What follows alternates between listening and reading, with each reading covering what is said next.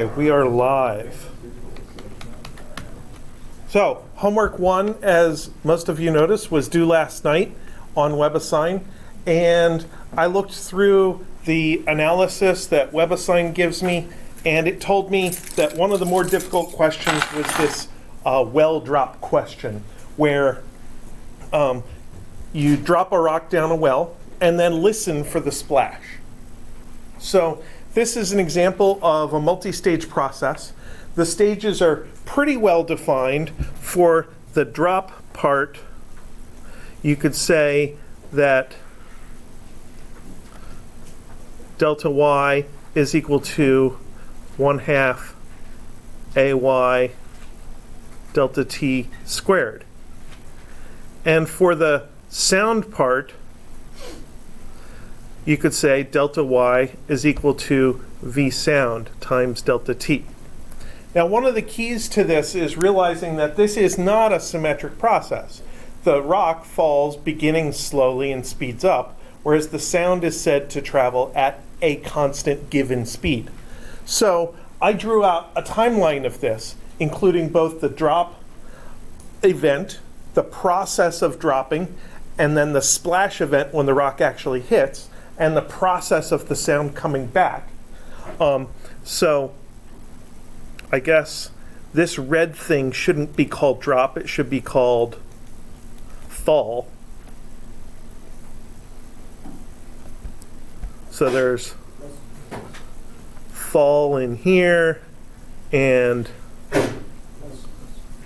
Gesundheit and sound in there.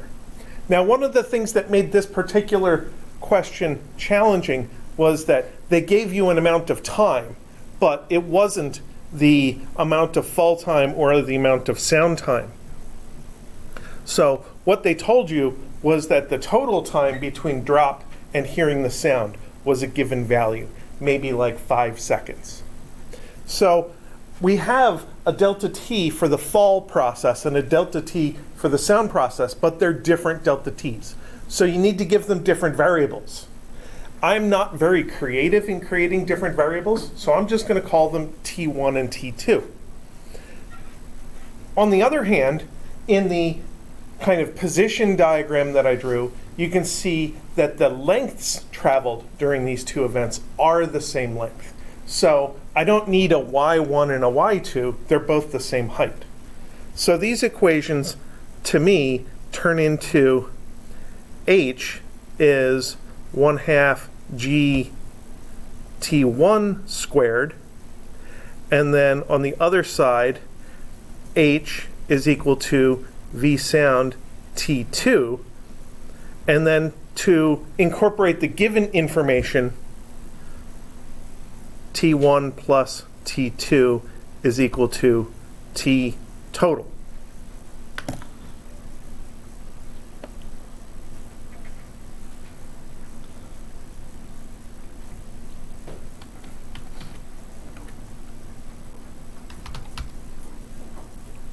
So those are 3 equations, and there's 3 unknowns in there, and from there it's just a matter of manipulating equations until you figure out exactly what it is you're looking for. In this case, the desired thing is h.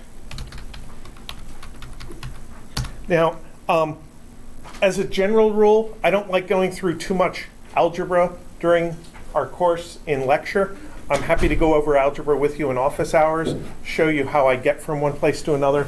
But occasionally we see an analysis that's just maybe can highlight a little trick in order to make your work easier. And I think this might be one of those cases where I can make your work a little bit easier by showing you exactly the way that I do it. The first thing to remember is the basic idea is elimination of variables. So you want to pick an easy equation and eliminate an easy variable. Now in this particular case, the easiest variable to eliminate is h, because I already have 2 equations that are solved for h. Sometimes it might seem counterintuitive to eliminate a variable that you're looking for. However, in this case, it makes your work so much easier to eliminate h right at the get-go, rather than try to eliminate the times. So my first stage of algebra looks like 1/2 g t1 squared equals v sound t2. And then I want to try to eliminate another variable. Out of these two variables, t1 appears squared and not squared. Not a good candidate for elimination. So I'll eliminate t2. And I'm going to eliminate t2 by solving this for t2. Total minus t1. And then plug it in here. So that's 1/2 g t1 squared equals v sound, parentheses, t total minus t1. So now we're down to a single quadratic equation for one of our variables. It's a perfectly good place to plug numbers in, start simplifying it, solve it using the quadratic formula, or using Wolfram alpha, or whatever method you choose. So I think that V sound is equal to, what is it, 340? 336. It's actually somewhat variable depending on atmospheric pressure and temperature. So if you measured the speed of sound in this room, you'd get one value. If you measured it outside, you'd get a slightly different value. And then G equals 9.8, and T total equals, let's say 5.0 seconds. So I can plug those into Wolfram. H is equal to 1/2 times 9.8 times T. I think Wolfram does not like subscripts and multi-letter variables. So I'm going to call T1A squared. Separate equations with semicolons, just like in English you can separate sentences with semicolons. H is equal to 336 times, instead of T2, I'm going to call it B. And last equation is the total time 5.0 is equal to A plus B. Ask it to kindly solve for my variables. There's the solutions. The approximate forms are kind of interesting. The A and the B are the T1 and T2. So the first line of possible solutions looks pretty good. And because I typed in the basic equations instead of the processed equation where I had eliminated variables, I get H out of it as a bonus. So my H is 107.346 meters. Look at the other case. It came out with a negative T1 value. So that tells me that this is unphysical, that basically it's saying that instead of dropping the rock and having it land 4.68 seconds after I drop it, it says that the rock was shot up from the bottom 73.25 seconds before I caught it. And simultaneously, the sound started coming up. And the amount of time between when the rock hit my hand and when the sound got to my ears was the 5 seconds that was given. And then in that case, the well would have to be 26.3 kilometers deep, which seems a little odd. So I'm going to write down the height here, 107.346. A.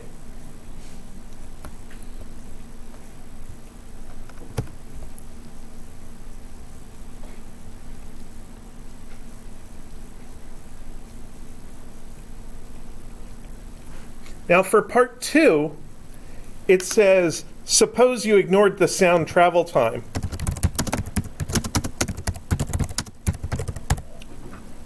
In that case, we're just talking about H equals 1/2 times 9.8 times the total time, 5.0 seconds squared. So you could achieve that by just making the speed of sound infinite, or make the equation for T2 equals 0 instead of linking it to the height. But if you do that, then you get 1/2 times 9.8 times 5 squared, 122.5 seconds, or meters.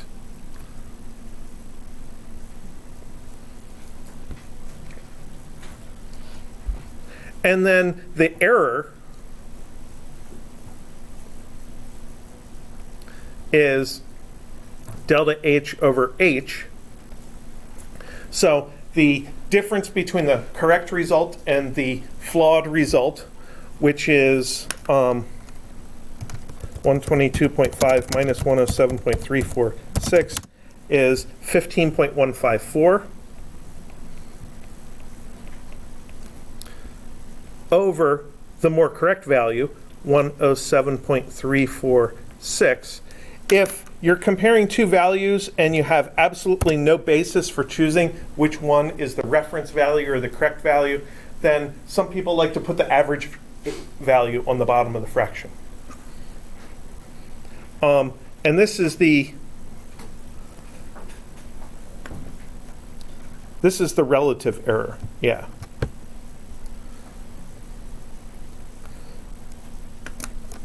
So 15.154 over 107.346 is 0.142. 1412 is 14.12%. Did it ask for the error, or did it ask for the relative error? I forget. Was it just the raw error? Yeah, that's sounding familiar. That's not the button I wanted to click on. That's the button I wanted to click on.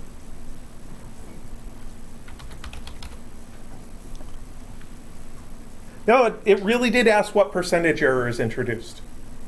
Okay. My autopilot did not fail me. Now, a little quirk here.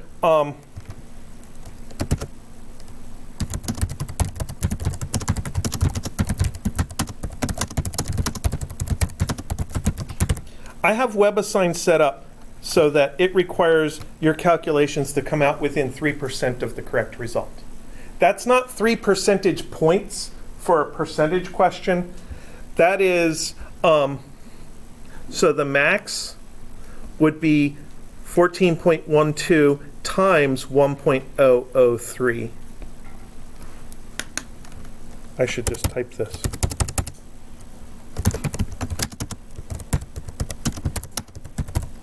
.03, which is 14.54, and the min is 14.12 times 0.97 is 13.70.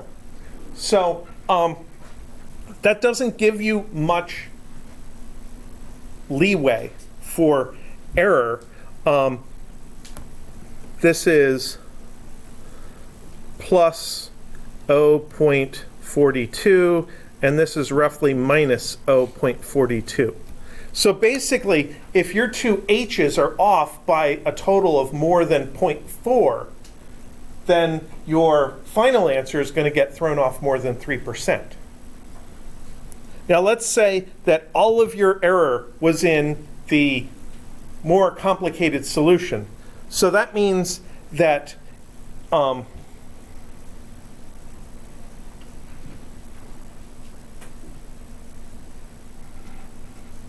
let's not suppose that. Let's suppose something different. Let's suppose you rounded off your heights to the nearest integer, just because it seems convenient. It seems like you have 3 significant figures.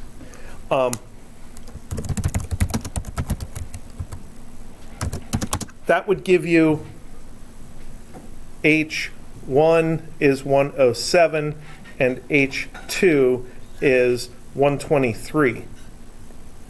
So that would give you delta H is equal to 23 minus 7 is 16, and delta H over H would be 16 over 107 is 14.95. And 14.95% is more than the maximum allowed response, so it would come out off. So my point here is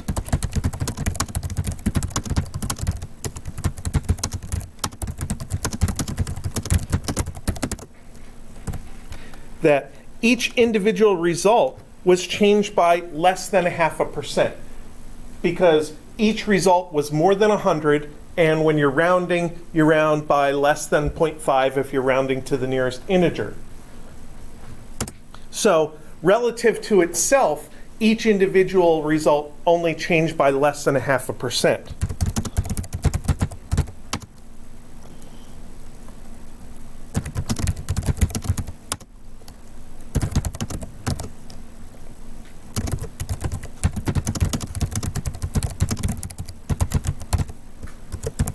And the difference, that is the thing you were looking for, changed by more than 3%. So I call this an amplification of the error. And it happens anytime you have reasonably large values and you subtract them. Reasonably large values that are near each other, and you subtract them to get a small difference. So if I wanted to know the width of this room, I probably wouldn't want to do it by taking a tape measure all the way to Houston and to this side of the room, and then to Houston and that side of the room, and subtract them, because that would be two really large values, and there's so much opportunity for error in there. Any little variation in the distances would show up as a mile-wide room instead of a 10-meter wide room.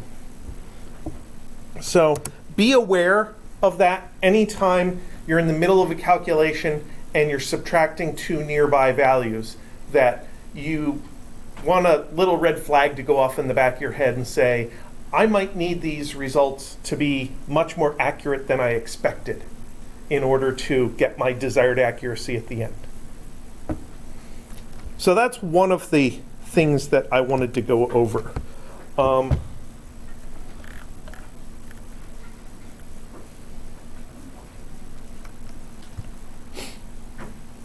Did anybody have any comments or questions about what I just did? All right, did anybody have any requests for things to go over from homework 1?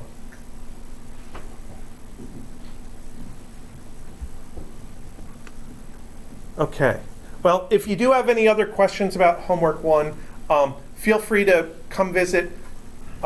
Even if you ran out of attempts and it's late, I still might be able to I still might be willing to help you learn the material, and if it looks like you have a correct answer in front of you, I might give you a partial credit extension on the assignment so you could gather a few more points.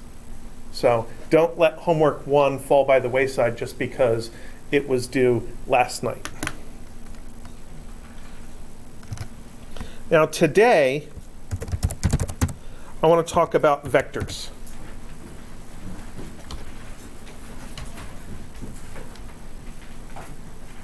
There we are.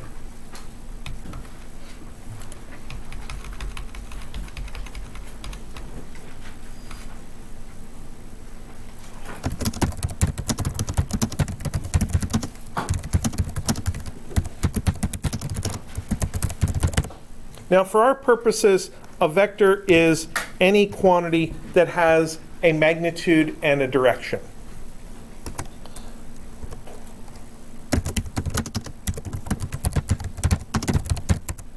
And a good example of a vector is a displacement vector, where the magnitude is a distance, otherwise known as the length, and the direction is well,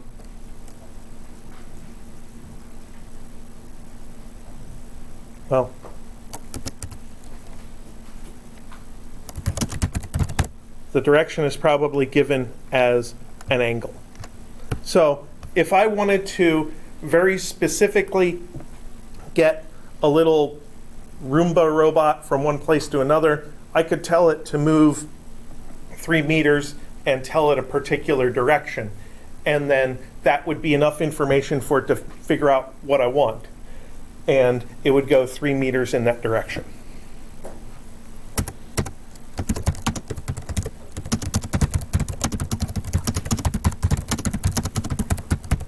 Now, in one dimension, which is what we've been doing so far, a vector is just a number with a sign. So keeping track of the plus and minus sign is enough to say that you're doing vector math in one dimension.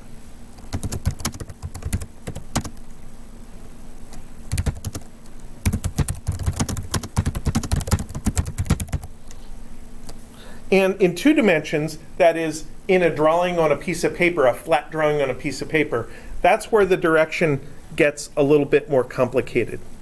And we're going to be using almost always the standard polar coordinates notation. So here is our coordinate system, XY axes, for where things could be. And I'm just going to put a point here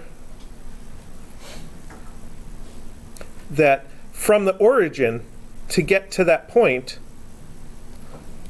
I would have to go through that particular red displacement vector. So this might be point A, and this would be vector R subscript A.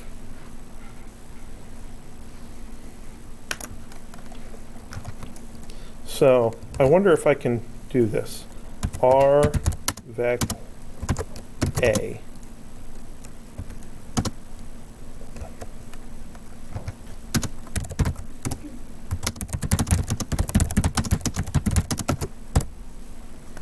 Yeah, that's the notation. The letter R with an arrow over it symbolizes a displacement vector from the origin. Now we have a couple of different ways of mathematically specifying this particular vector. Perhaps the magnitude is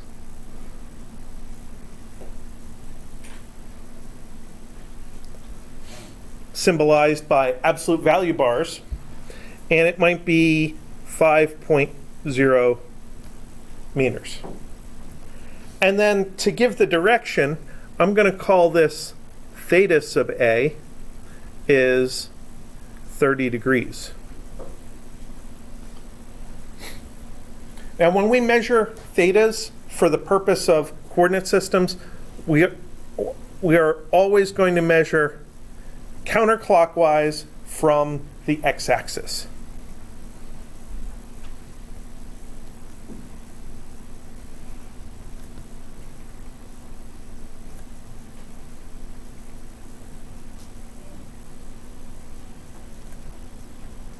So it's measured counterclockwise from rightward, from the x-axis.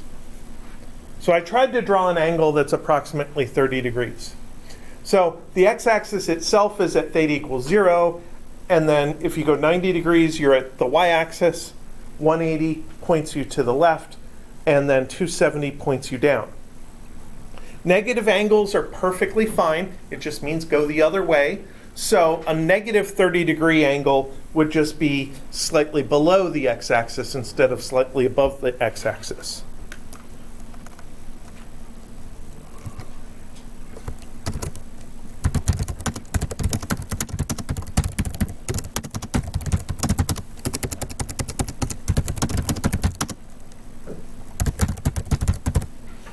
Now, of course, we can also specify x and y components of our vector. So that would be x sub A is equal to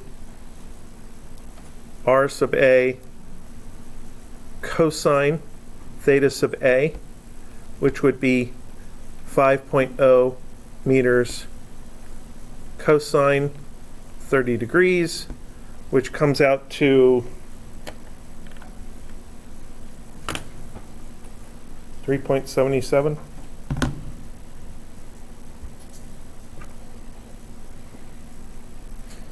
4.33 meters. And then y sub a is r sub a sine theta sub a, which is 5.0 meters sine 30 degrees, which is 2.5 meters. So if we know the magnitude of a vector and the angle of a vector, we can immediately calculate the components. One of the components is calculated by using the cosine, and one of them is using the sine.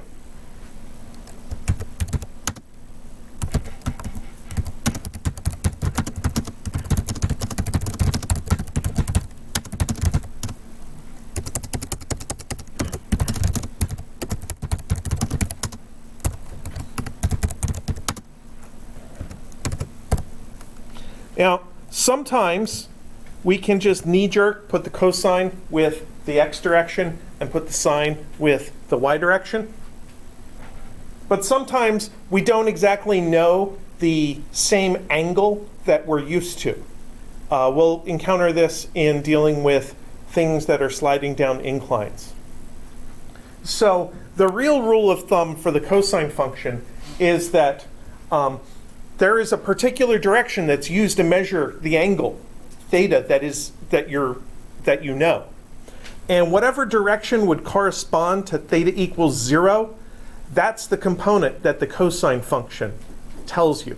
So in this particular vector's case, if it was 0 degrees, it would be on the x-axis. So therefore, the cosine function gives me the x component.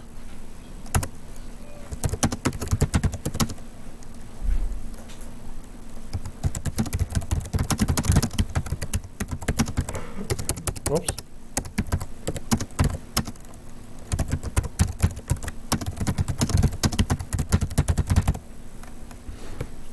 How would that look in another case? Well, let's draw a different vector.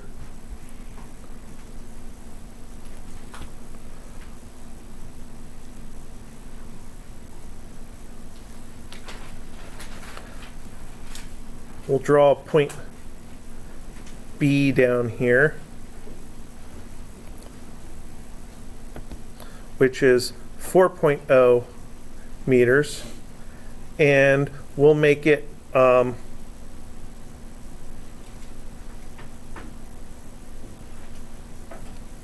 35 degrees. And again, that's our x direction, and that's our y direction. So we can calculate x sub b and y sub b. And I'm going to leave a little room for a sign, a plus or minus, and then 4.0 meters, 4.0 meters. And one of them's sine, one of them's cosine, and I can use the 35 degrees. 35 degrees. So first thing I want to do is I want to figure out whether I expect my results to come out plus or minus. If I use angles that are in the first quadrant, less than 90 degrees, my sine and cosine themselves are both going to be positive. So I need to manually put signs in there. And for that particular B vector, I can see that it's on the left side of the diagram and it's below the x-axis. So I know both of these should come out negative. My sine and cosine aren't going to give me my negativity. I have to put it there. Second, I need to figure out which one's the sine and which one's the cosine. And here, the angle is measured to the y-axis. It's actually measured to the minus y-axis. So that means that the cosine is going to go with the y component. So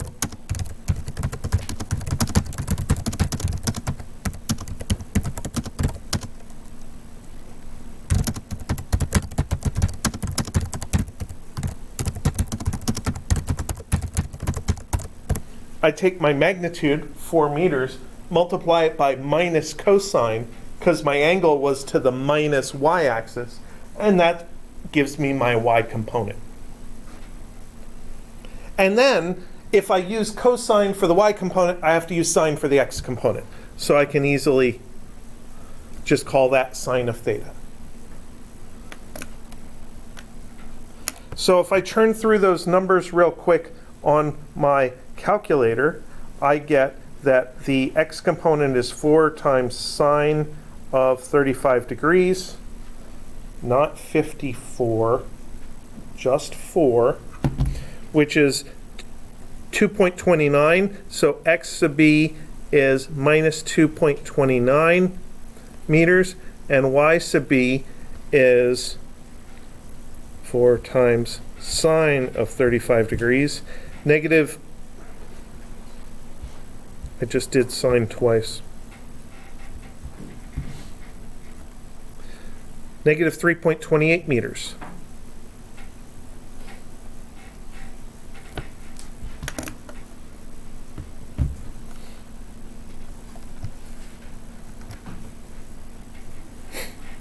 So I still got my x and y components, and I still found that the x component is a little smaller in magnitude than the y component because my point B is closer to the,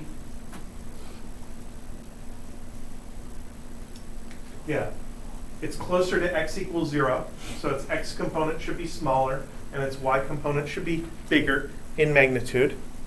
And they both came out negative because I made them negative. I manually said, hey, I know that this point is below the origin. I know that this point is to the left of the origin. And I'm using an angle in the first quadrant.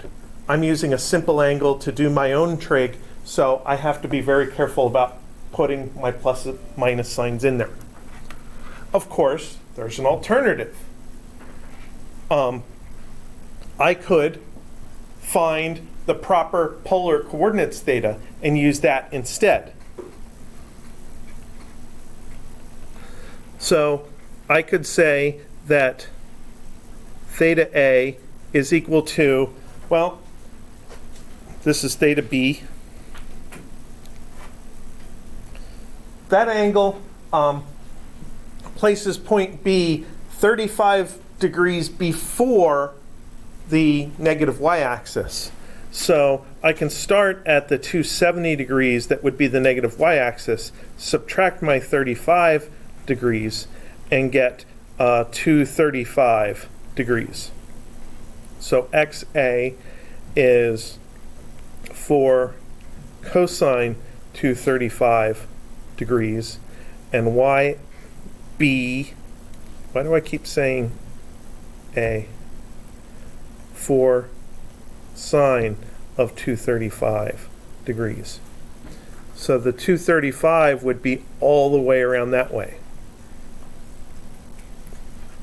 So if I just manipulate angles and figure out the angle measured counterclockwise from the x-axis, then I can just calculate the x component by the magnitude times the cosine of that angle, and the y component by the magnitude times the sine of that angle. So the choice of whether to split a vector into x and y components using the regular polar coordinates transformation, or by rolling your own trig and figuring out which direction corresponds to theta equals 0, so you know to put the cosine function there. The choice of which method to use is usually up to you.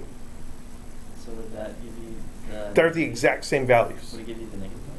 Absolutely. This method will, using the polar coordinates, will automatically give you the minus signs. Yeah. So there might be that advantage to this method. The disadvantage is if you have an unknown theta.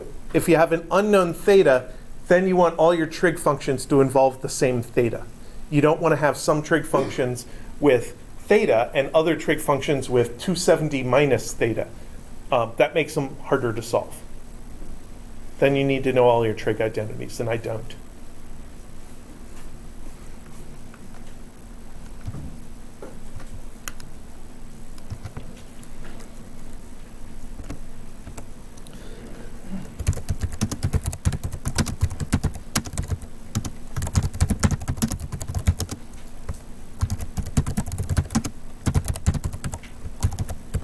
So those vectors that we found the x and y components for are sometimes called position vectors.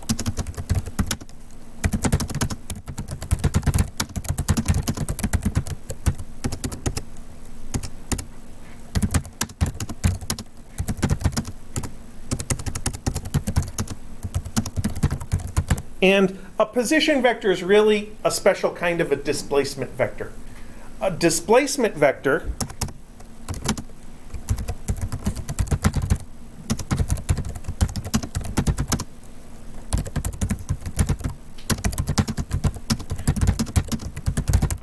just gets you from one point to another. And just like a position vector, you can specify a displacement vector using either magnitude direction notation, or you can use x and y notation. So if I have my coordinate system and I have my point A that was out there and my point B that was down there, then I can find a displacement vector that instead of going from the origin to a point, it goes from one point to another. So that would be delta R, A to B, is equal to RB minus RA.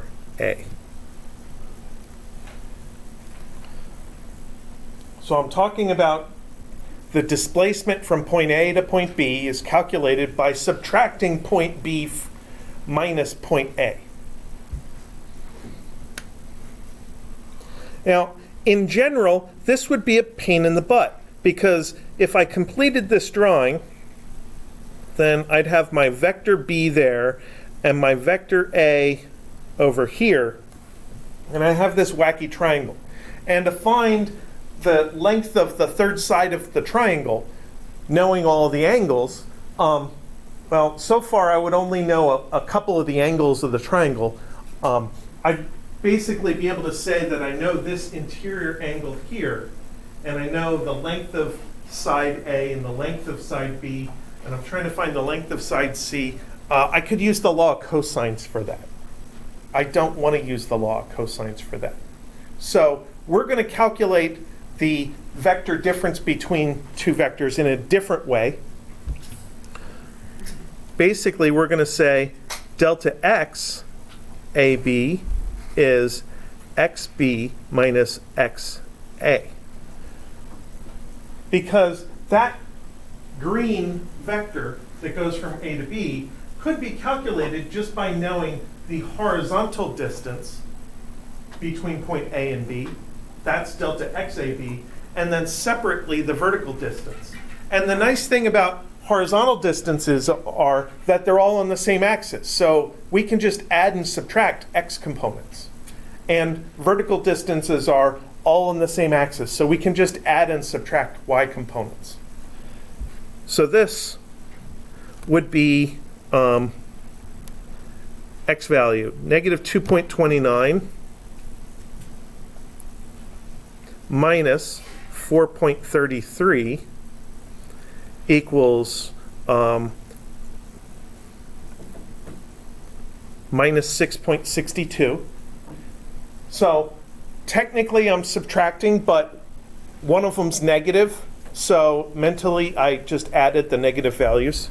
So that's delta x AB. And then delta y AB would be calculated from the y components. I need to look them up. Y value, 2.5 and negative 3.28. Negative 3.28 minus 2.5 is equal to negative 5.78. So to get from point A to point B, we'd have to go left 6.62 meters and down 5.78 meters.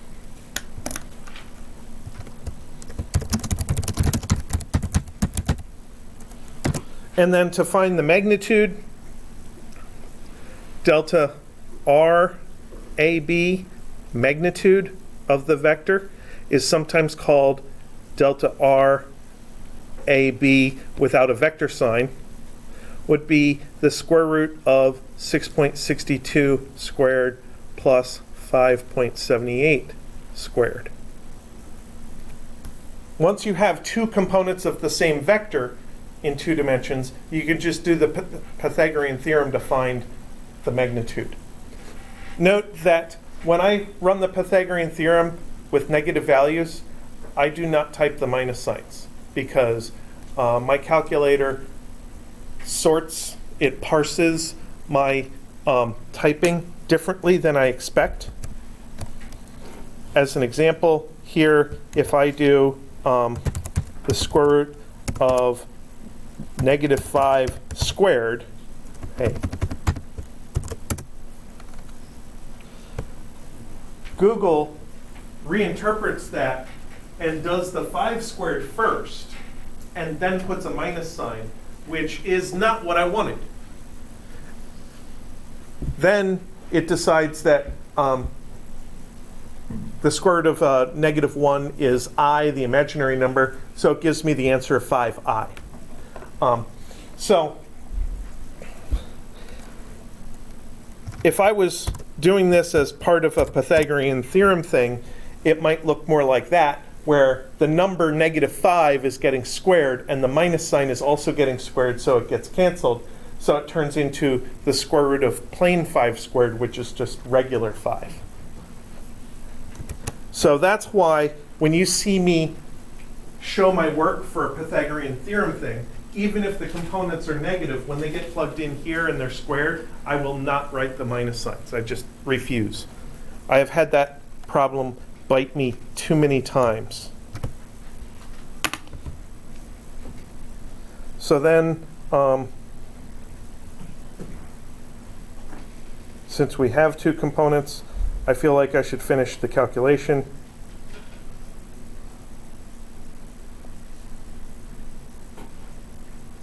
(6.62 squared, 5.78 squared, square root sign in front is 8.79. So that's the distance from point A to point B in a straight line in this particular example. And then theta AB is a little weird to draw because that vector doesn't really, well, it does cross the axis. So I could measure that theta kind of in here from the axis around the crossing point all the way to there. If it's not on the axis, you can draw yourself a little extra axis off here and measure it around from there. A parallel x-axis just for the purpose of measuring angles. So that angle for that vector from point A to point B should be somewhat more than 180 degrees, not quite 270 degrees. So 180 degrees less than 270 degrees. And we know the components of the vector. So from regular triangle trig, we would expect that the tangent of theta AB should be y AB, delta YAB over delta XAB. The tangent is opposite over adjacent. If you go back to your regular old triangle definitions, this is y, this is x, this is theta. Y over x is opposite over adjacent, which is tangent theta. So we just use the exact same definition even though our delta y and delta x are negative. So then we try the inverse tangent of negative 5.78 over negative 6.62. And we get an angle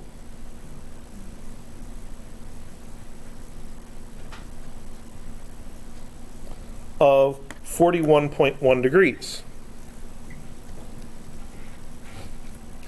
And my intuition from looking at this particular vector told me that it should have an angle of between 180 and 270, because 0 is the x-axis, 90 degrees is the y-axis. It's below the minus x-axis, so it's more than 180, but it's not quite straight down, so it's less than 270. So therefore, my actual theta AB is equal to 41.1 degrees plus 180 degrees. 41.1, on the other hand, is up and to the right. I want down and to the left. I want the exact opposite direction, add 180 degrees, and I get 221.1 degrees. So that's that big circular part of a circle angle that tells me the orientation of that green displacement vector with respect to the x-axis. So every single time that you have to use an inverse tangent in order to find an angle, you should double check your result. Just for completeness, note the tangent of 41.1 is equal to the tangent of 221.1. So what's happening here is there's actually two angles that solve the equation. And they're always different by 180 degrees, and we kind of have to pick them. It's kind of like picking plus or minus when you do a square root, or picking which root you want to use when you do the Pythagorean theorem. So basically, every single time you use inverse tangent in order to find an angle, you have to check to make sure it's the angle you wanted.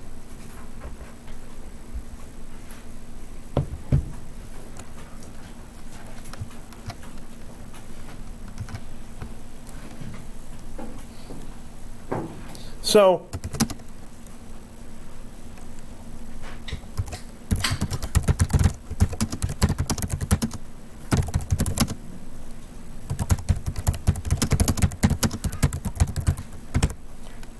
that displacement vector comes from a mathematical operation that is basically the same as subtraction.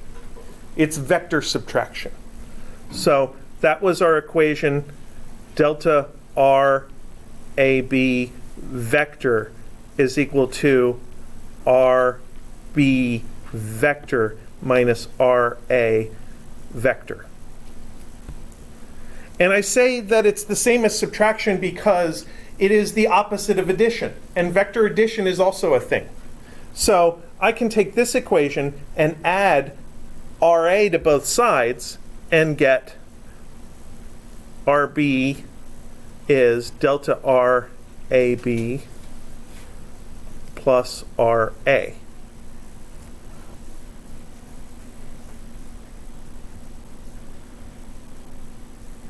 So our regular basic algebra works with vectors the exact same way it works with numbers.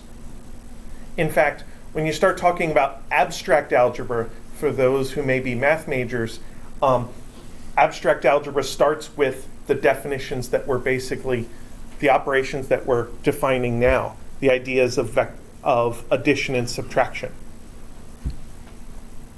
So addition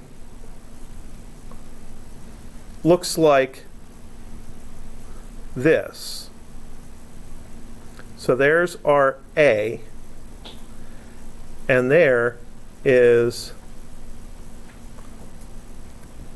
delta R AB. So with vector addition, you can kind of map it out by imagining taking a journey and following the instructions one after the other. So you follow the instruction of vector RA, you go up and to the right a little bit, and then you follow the instructions of that big displacement vector. You go down and to the left quite a bit.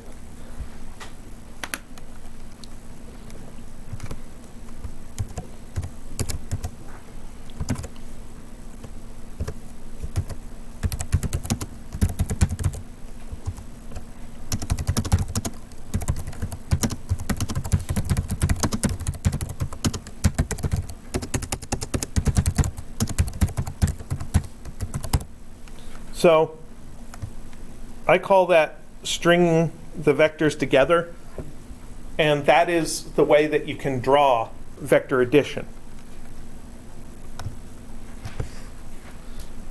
And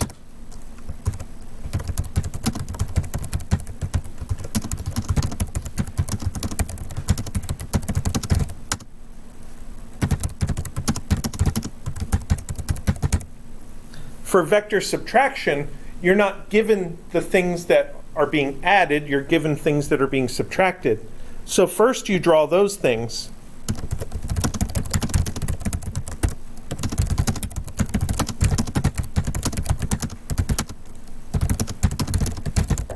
Then you draw the vector from one end to the other. So that's the drawing up here without the little curly Q. First you draw vector A and vector B, and then you connect the two arrows from one to the other to get the vector subtraction.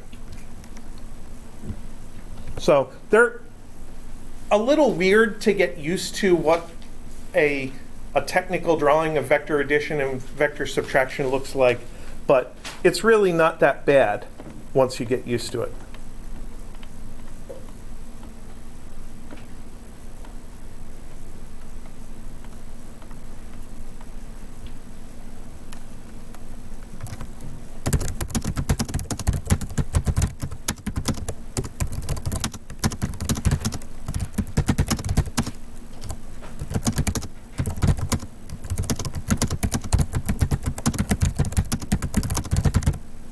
Now, one comment about what we're doing, when we break a vector into x and y components in order to achieve addition and subtraction, and then put the x and y components back together to find a magnitude and direction, really what we're doing is we're going through the law of sines and law of cosines without actually using them. If you can remember the law of sines and law of cosines, and if they apply very simply to the analysis that you're doing, sometimes it really does benefit you a lot to use the law of sines or cosines. If they're not easy to use, then it's not worth the effort of trying to hammer a square peg into a round hole. So my recommendation is to get used to breaking things into components so that you can do your addition or subtraction, possibly with a little bit of multiplication or something, and then take what you know about vectors after you're done with all the components and put them back together again. It'll work pretty much every single time, and it's something that you could program a computer to do in Excel or Python or a real programming language or something like that. So it is a good idea to use components and get used to how they work.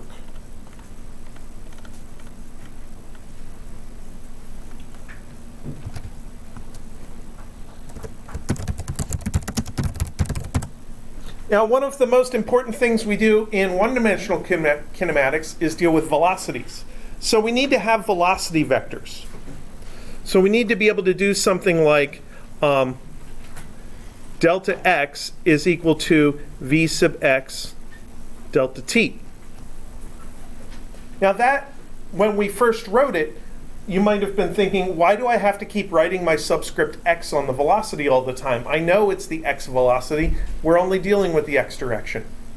Well, now we want to say also delta y is equal to v sub y delta t at the same time.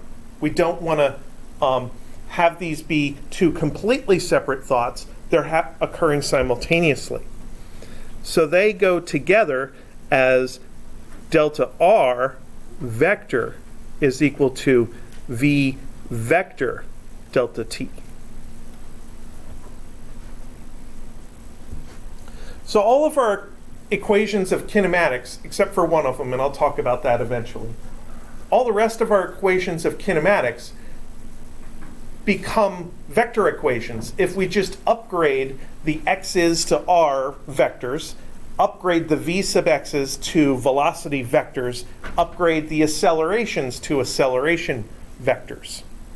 But this is a new operation this is multiplication of a vector, but it's not multiplication of a vector by another vector. Time does not vectorize. As far as we know, we only have one clock, one direction of time. You can only go into the future. But this involves time multiplied by velocity. Or, on the other hand, it involves velocity is equal to delta r over delta t. Because our algebra system allows us to have an opposite of multiplication, which is division.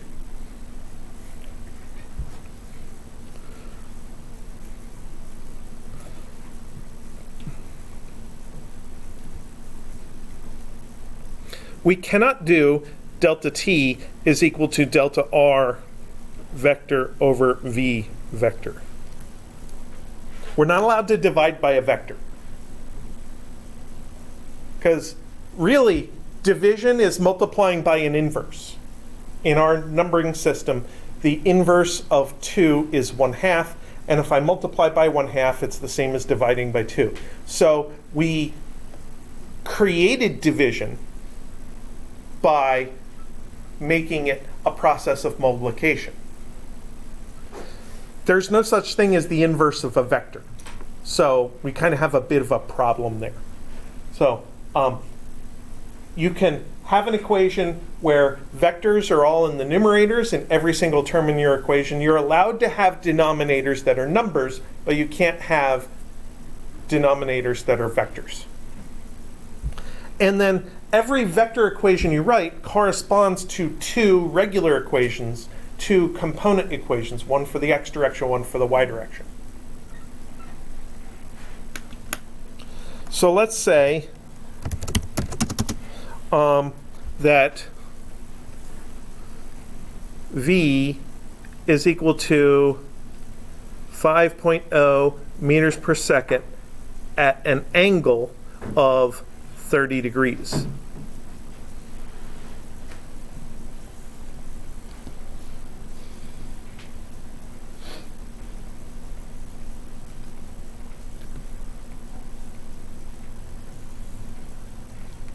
And, you know, you can give a set of coordinates in XY notation by putting a comma between them, like X comma Y.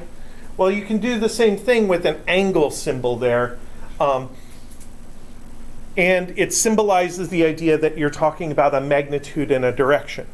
Now, I gave the same numerical magnitude and direction as our vector A from the previous page.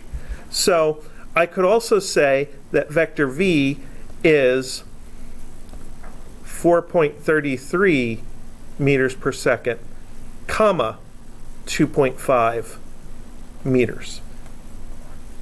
So we'd already used sine and cosine to calculate those numbers.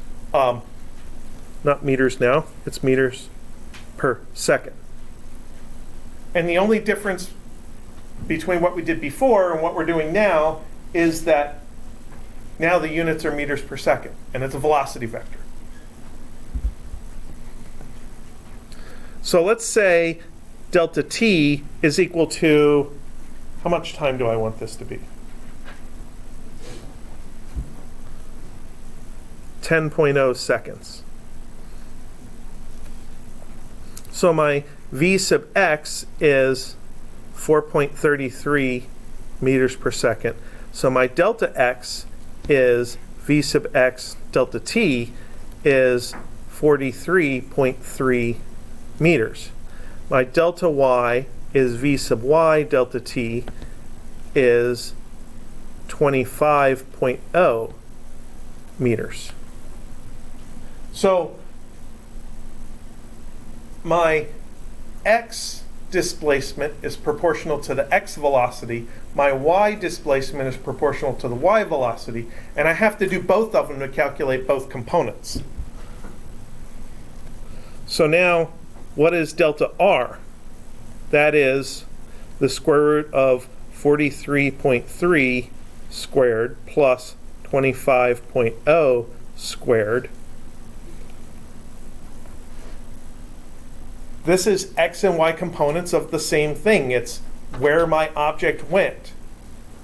So I can put them back together in the Pythagorean theorem, and if you do that, you'll find that it is 50.0 meters. There might be a little round off error. It might be 50.1 or 49.9.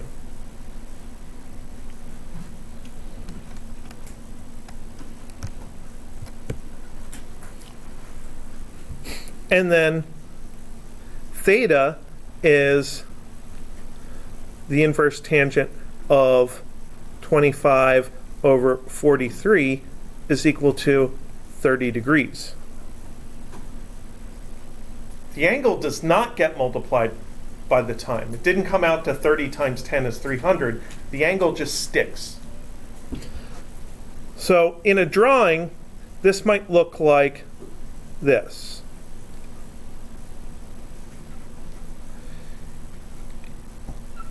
Here is our V, and then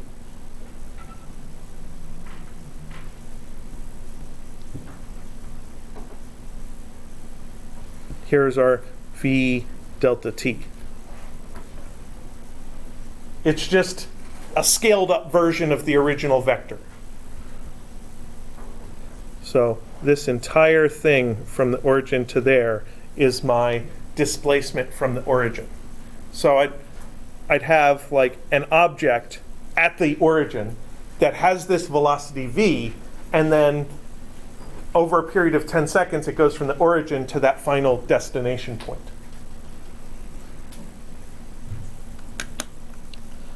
So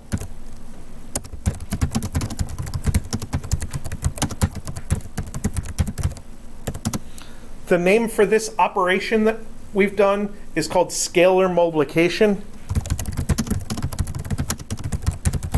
because it scales a vector.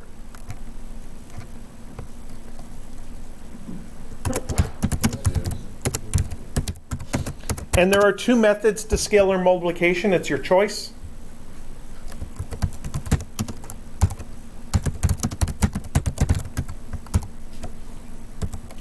You can scale both components of your vector. So if you know the x's and y's, you can apply the multiply by delta t operation to both x and y directions separately.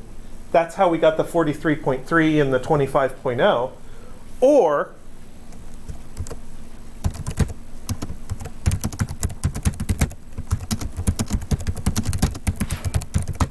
you can scale the magnitude and keep the direction.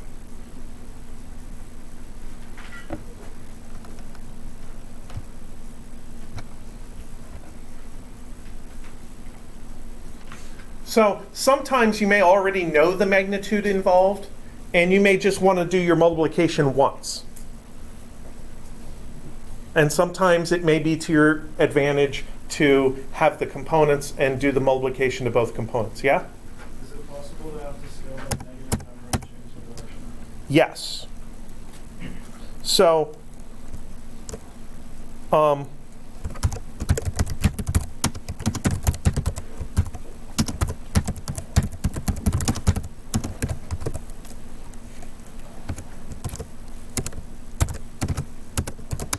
so that would be called the operation of negation, which could be part of a converting from an addition to a subtraction. You may want to add a negative instead of subtracting or something like that.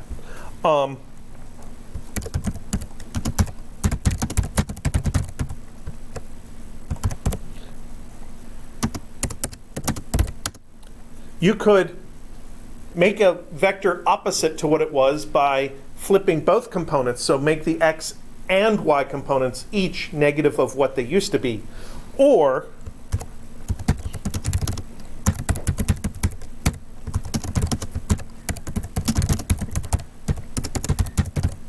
you could keep the magnitude of your vector, because the exact opposite of a vector still has the same length, but flip the direction.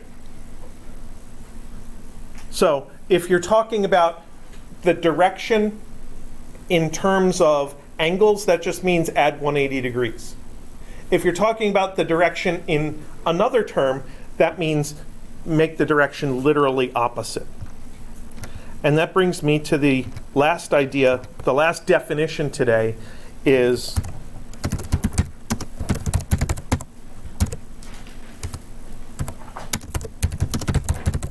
the idea of unit vectors, sometimes called hat vectors. So R hat is equal to R vector divided by R magnitude. If you take a vector and divide it by its own magnitude, you produce a unit vector.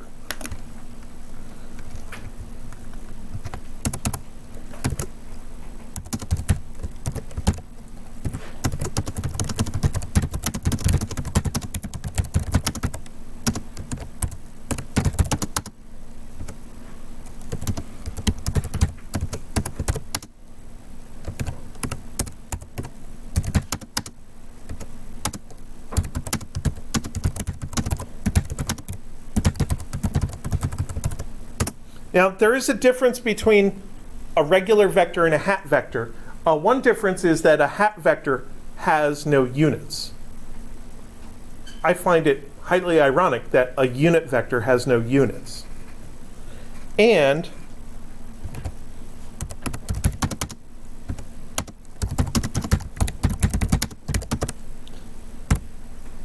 R hat has a magnitude of 1. If you think about taking R vector, which is, it has a magnitude and a direction, and I do the multiplication by 1 over R magnitude, then I could scale the magnitude by 1 over R magnitude. So the old magnitude was R magnitude, and now I'm dividing by R magnitude, I get 1. So the magnitude of R hat is 1, but it doesn't have units. Unit vectors are really useful because they can help us translate from one kind of vector to another, from displacement vectors, which are easy to find in drawings, to force vectors, which sometimes are a little weird. So that gives you a way of applying the tension in a cable to a particular object if you know where the other end of the cable is going. That's something that comes up in statics and dynamics after our course. I've seen a lot of students come back to me and ask questions about that. So the opposite of this equation would be R vector is equal to R magnitude times R hat. And in a sense, that is magnitude direction notation, because that is magnitude and that is direction.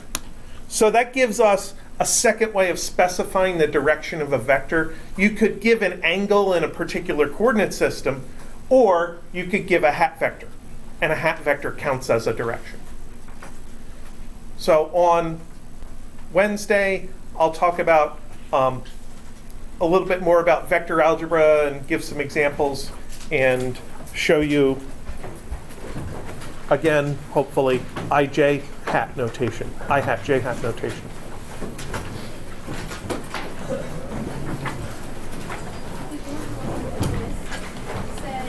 Scott,